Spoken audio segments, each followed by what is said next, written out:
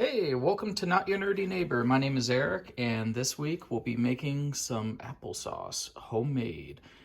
This could be, you could snack on this, you could throw it in a shake, you could use it in a cocktail. It freezes really well, and there's a lot less sugar in this compared to off-the-shelf applesauce because you're deciding how much sugar you want to put in it. In my case, I don't put any added sugar. I only put flavorings in there. So I'm going to put a dash of pure vanilla extract, quite a bit of ground cinnamon, and then I'm also going to put a little bit of pumpkin spice in there because I don't have nutmeg on hand, but pumpkin spice, I looked it up.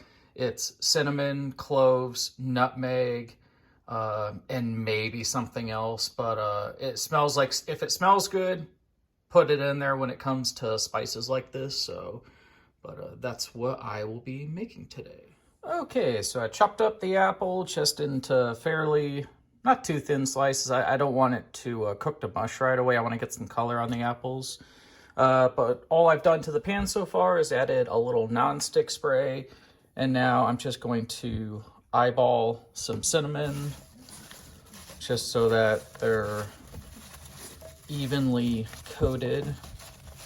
That might look like a lot of cinnamon, but I've cut up 4 apples, so it really won't be in the end.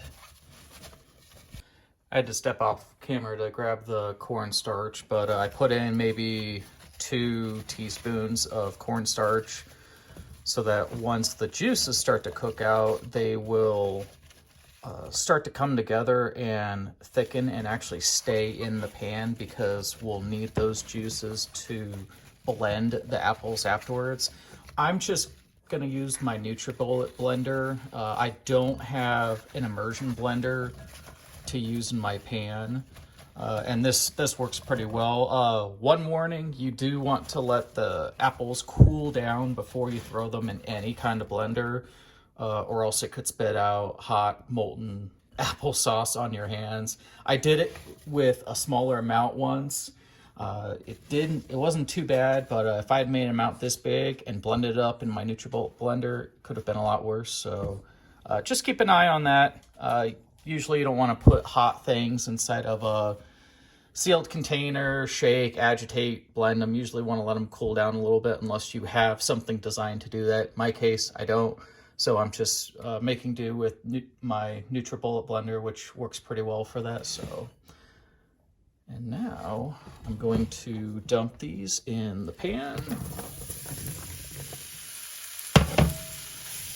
And as I mentioned before, only thing I put in here was a little non-stick cooking spray. I didn't want to add too much oil to the pan, just enough to help the apples brown up a little bit.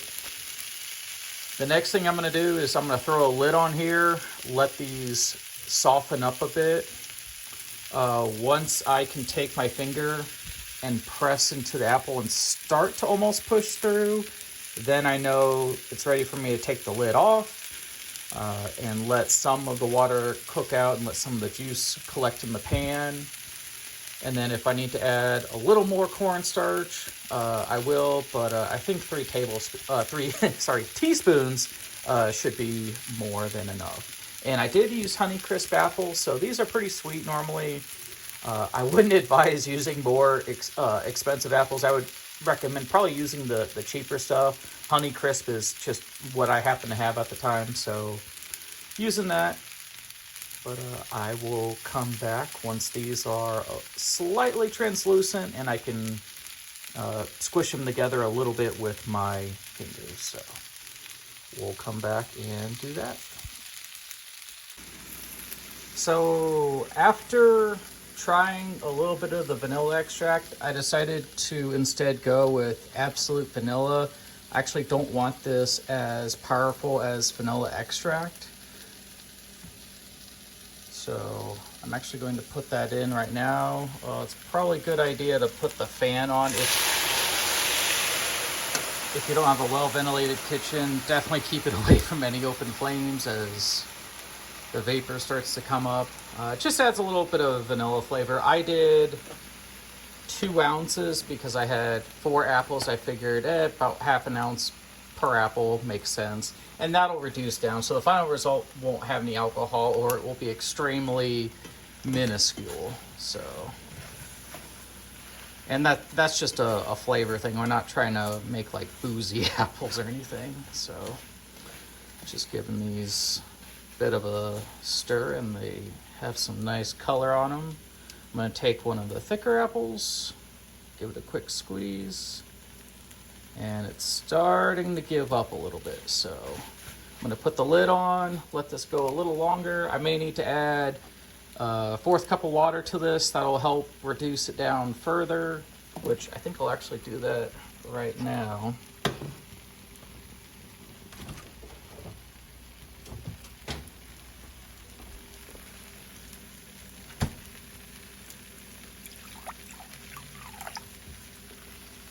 And really, I say a 1/4 cup, but I'm kind of guessing. Let's see, I have like 2/3 poured in here. So, yeah, if I leave a little left on the bottom, okay, I've poured in about a 1/4 cup at that point. I would actually go a little over, because you can always take the lid off and let some of it boil out.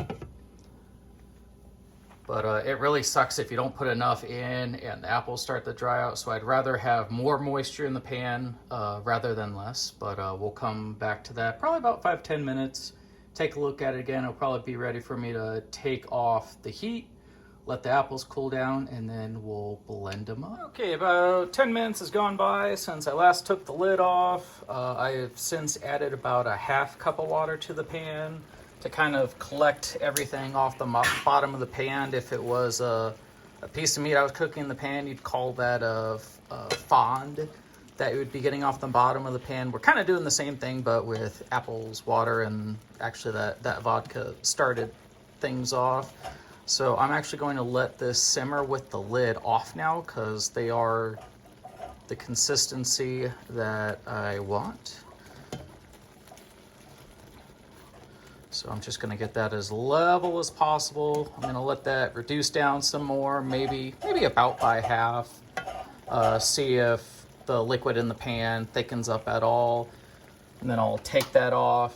I'm actually out of bagged ice. I got to let my wife know to pick that up. But I'll just pull it off, let it sit in the open air for a bit, then put it maybe in the fridge for a bit, let it cool down.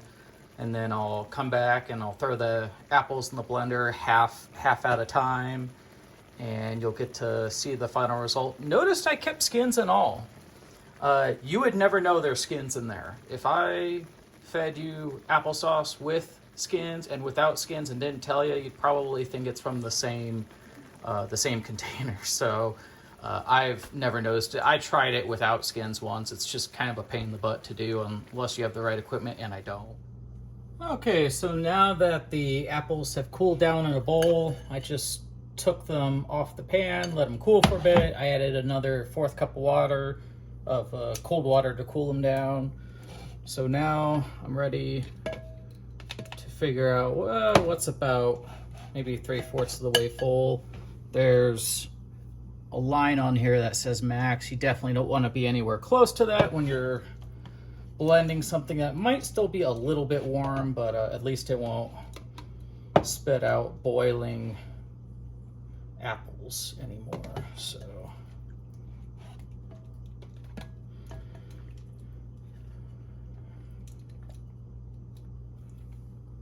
okay, I think I'm going to do this one in 2 parts, because I still have about just as many, because when I do this with 2 apples I end up with about this much anyway. So I'm just a little over half full.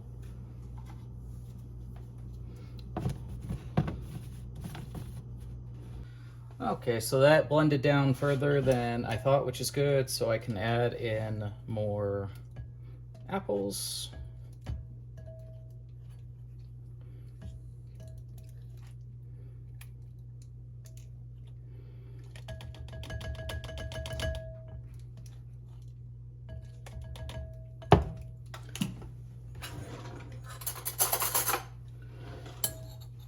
Some of the leftover sauce at the bottom of the bowl, so I'm gonna add that in.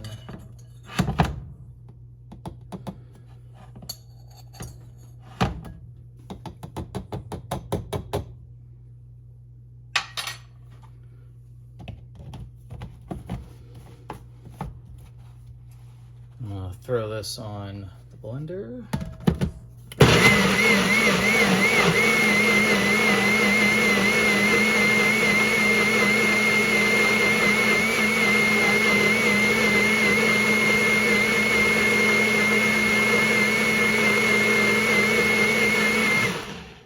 Take it off, give it a quick shake, relieve the pressure because it's still a little warmer than I thought. One safe way you can do that, throw a towel over it. If it's not too hot, you don't want it boiling hot, but if it's warm, this will help.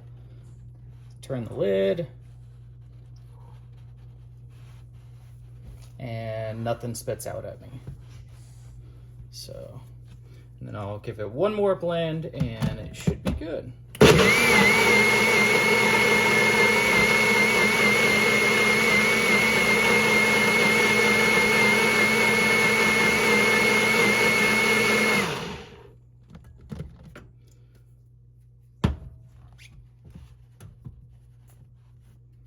Probably heard that little air release, so it's still a little warm. I'm gonna throw this into a container and let it cool off in the fridge. Should also thicken up a little bit in that way too. So that is what you end up with, and once that chills down, I'll take another picture of it in a video and you'll get to see how that turns out.